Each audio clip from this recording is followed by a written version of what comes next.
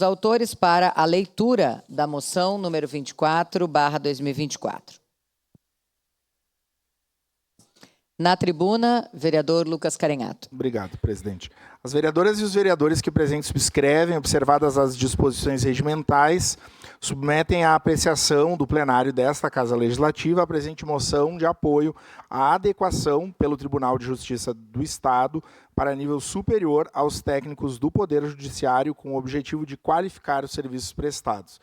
A reivindicação legítima é uma demanda advinda dos servidores do Tribunal de Justiça do Rio Grande do Sul. Atualmente, a carreira de técnico do Poder Judiciário exige formação no ensino médio, como pré-requisito para investidura no cargo.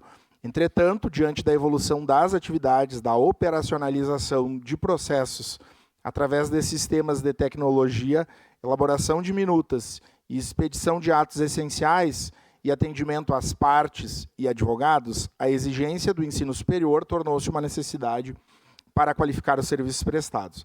A exigência de nível universitário já é uma realidade em outras carreiras, como os técnicos judiciários do Poder da União, bem como os oficiais de justiça no âmbito do Poder Judiciário do Estado do Rio Grande do Sul.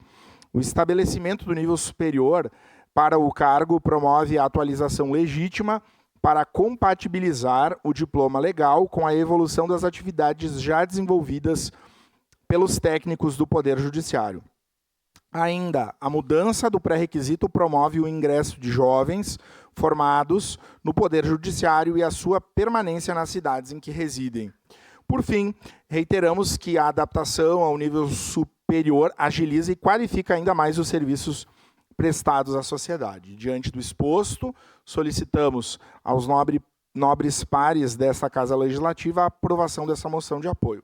Ao mesmo tempo, pedimos o encaminhamento deste documento ao excelentíssimo senhor desembargador, presidente do Tribunal de Justiça do Estado do Rio Grande do Sul e à Assembleia Legislativa do nosso Estado. Caxias do Sul, 6 de setembro, 149 da colonização, 134 da emancipação política. Assinam essa moção, esse vereador que vos fala, Lucas Carenhato, vereador Estela Balardim, vereador Felipe Gremelmaier, vereador José D'Ambrós, vereador Juliano Valim, vereador Renato Oliveira, vereadora Rose Frigeri e vereador Wagner Petrini. Era isso, senhora presidente.